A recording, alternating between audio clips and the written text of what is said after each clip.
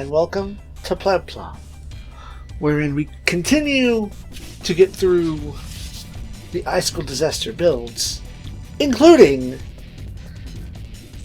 the Armed Slave ARX-8 Laevatein version 4? IV? Depends on your interpretation. This comes from Full Metal Panic Invisible Victory, but for those of you that may not know, Invisible Victory is also the fourth anime series in the Full Metal Panic series. There's the original FNP, there's Fumofu, there's Second Raid, and Invisible Victory is the fourth series. So it all kind of plays out. This is a 160 scale high grade that came out in the year of our Bandai Lords, 2018. Which, I think I got this only a few months after international release. I know I've had this in my backlog for about a year and a half at this point, because I'm very slow to build things in the order of which I own them. So let's take a look at the manual.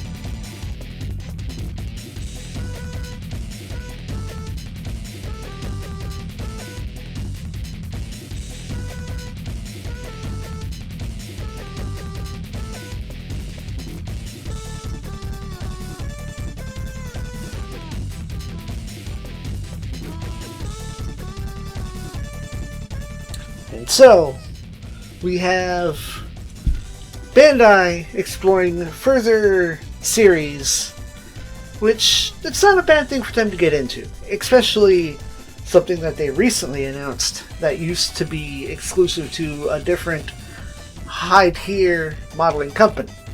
Well, let's look at this model here and not talk about the Sidebuster. We have gentle 360 rotation at the head, back and forward. As you can see, it's got a lot of forward going on in there. A little bit of rocking. If you're a little too rough, you might knock off these big red pieces here, especially if you squeeze at the back. And back here we have an opening gimmick. Already it has begun. Glorious day. While that's stressed and strained, I very much hope it is not. That should just snap right back in place. We will leave that open because it is secure. At the arm we get this full rotation ball and socket. We have a second hinge here that will allow the arms to cross forward. Very standard bicep rotation, as well as about 120 degrees rotation here. There are a few extra gimmicks that I can't completely cover because I don't have the extra parts, but this is a removable gimmick that is included should you have some of the other FNP models. I also felt like I didn't. Okay, cool. Because there's another gimmick in here where this piece comes off. We will come to that later, if I can pop that back on. You can see the waist is very exposed, so leaning side to side too much will likely have that come off, but you do get a very hearty amount of waist rotation and waist movement, as well as the crunch. Not so much in the back. At the legs, full split, And with skill, it can be balanced. Look how quickly I did that. I don't know if that's a sense of my balance or just how well the kit was made. You get front kick, this butt flap, which will allow a fair amount of back, double jointed leg, movable piece here at the ankle armor, so you get this, full foot rotation, and you just get a lot of flexibility. Now there's a gimmick in here, which not very easy to execute, for me anyway, but you can pull down this gray piece here. Please pull it down evenly on both sides, and that will allow you even more upwards motion with your legs, so you can get a fairly unhindered crouch position.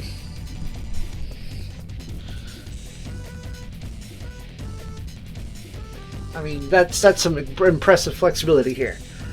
I think newer Bandai high grades, particularly our Gundams, will probably be seeing a lot of this gimmick coming forward once we get a new series. And of course, it wouldn't be PlebPla if I wasn't knocking pieces off due to handling. So I don't edit that out. I leave that as a sign to perhaps you should be careful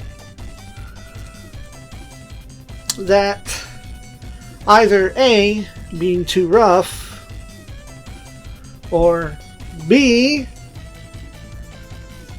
stability of pieces. And of course somewhere this other side has fallen off. As I was saying, yo, be careful with that. The back piece fell off as I was trying to avoid that. Did snap back into place. Give me a moment while I look down into the void. And I don't immediately see the piece, therefore we have an issue. Let's move forward. We'll find that later, otherwise I'll never finish this review. Many accessories, and the number one reason to keep the head open is the very telltale, oh man, I already forgot what it was called. It's the fairy light.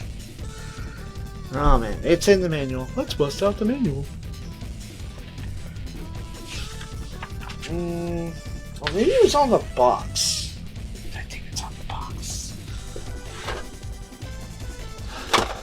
Gimmicks mentioned on the box.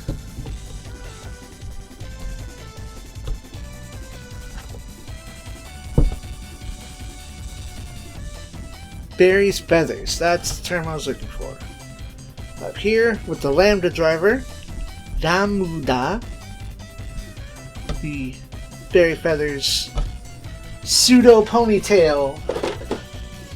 It's always neat when a machine gets to have some form of hair.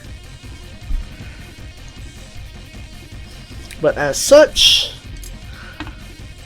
we get the aforementioned Lambda driver cancelers, which you take your shoulder bits off over here and you will replace them as such. We'll just rotate that on because I had it on the wrong side.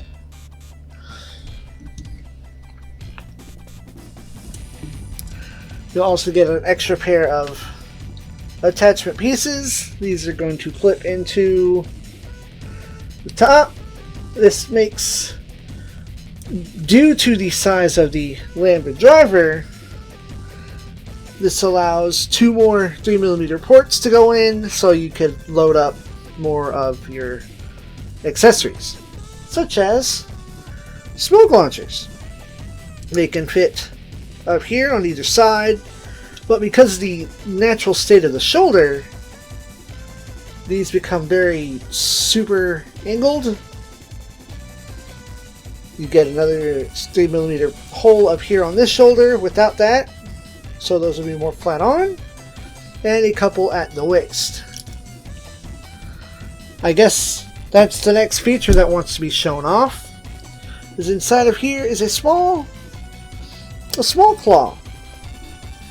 And should you happen to have a piece from the shotgun from any of the other FMP models, that will fit into here. You can get a little grip going on. And you get this little tiny round joint here, which can plug into here and acts as a subarm in order to have just extra hands free for the shotgun. I'm going to put that away before I knock it off for a third time. If you don't like having your action base exposed, you can plug this in and cover up your naughty bits, as it were. I tend to leave these sort of pieces in the box as not to lose them, because all of my models end up on action bases. It is a little firm to get in there, so it's going to take some working to get out. You get a pair of monomolecular knives. Here we have it fully extended, and here we have it collapsed, which you fold this out and you will snap your blade into place. Unfortunately, the entire thing doesn't fit together and fold properly, but both of these, as such, can be stored here. I have this little peg right here on the inside of the kneecap, and it doesn't hinder any flexibility. Very, very nice. Get several hands. As you can see, we have our regular manipulator over here. We have an open hand here. This hand does not belong to that model. Haha. So you get sets for either side. You have your open hands. You have your closed hands. And then you have your trigger fingers for either hand. For your folding bazooka, I'm going to get that off for now. And we will snap this into place. What did the box call it? It's easier to find it on the box.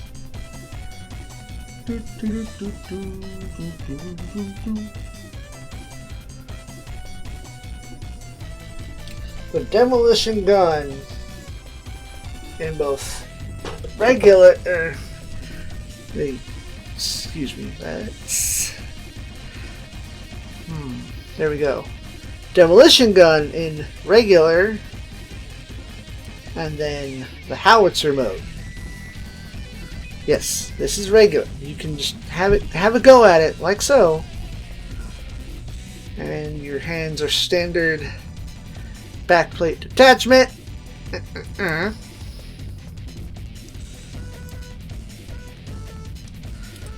It just sandwiches them boys in there. Your lefts and your rights are specifically designed. Regular ball and socket hands. We're going to leave the hand on here for now. Because of the folding gimmick, that means proposing you have options.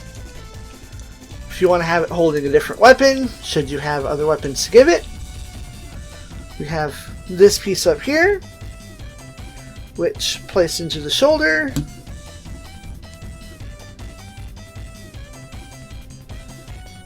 One of these. Oh wait, I have it backwards. This hooks onto here, and then that will attach like so.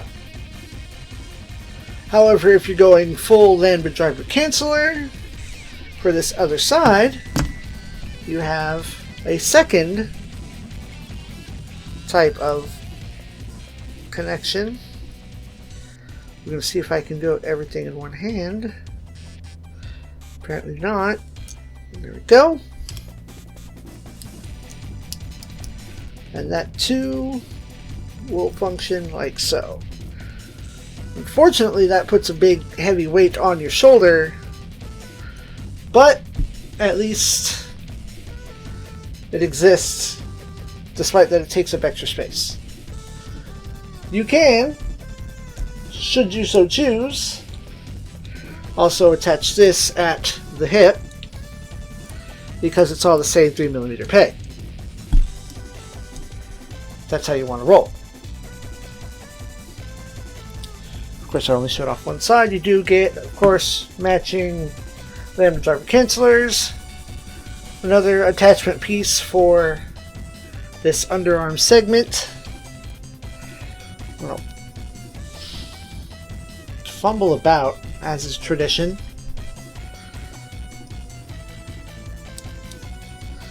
And try to squeeze that right back in there.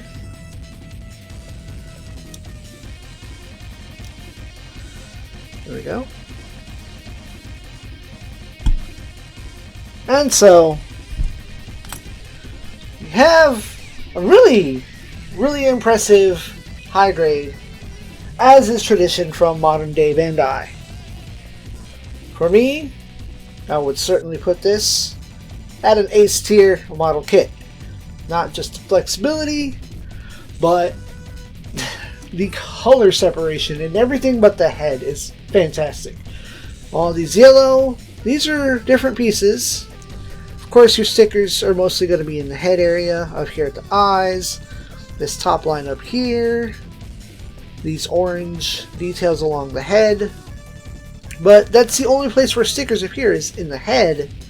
Your entire rest of your body is all various pieces and parts. The color separation is absolutely fantastic on this thing. You do get these stickers inside the lambda drivers. Oh, not bad angle. This black section along here, and these white tips, of course, are all stickers. These are the ones that I dislike the most because they expect you to wrap it around, and you can kind of see some of the creases there. I mean, I like to really get my stickers like form-fitting to the point where like lines that are drawn in, I kind of dig them into the panels that they should be fitting into. Sorry about that tangent. Get a lot of accessories, and you get a lot of extra bits that plan for you to have more stuff. But even then, these manipulators in here, I'm sure they'll also work with other high-grade weapons if you want to grab something from an IBO or a Build Fighters expansion pack. You can get that clamped in there around that grip and just have extra guns going on, being held over here. But I thank y'all for watching. I hope everyone's staying safe in these post-icicle disaster times. As always, good night, Space Lords.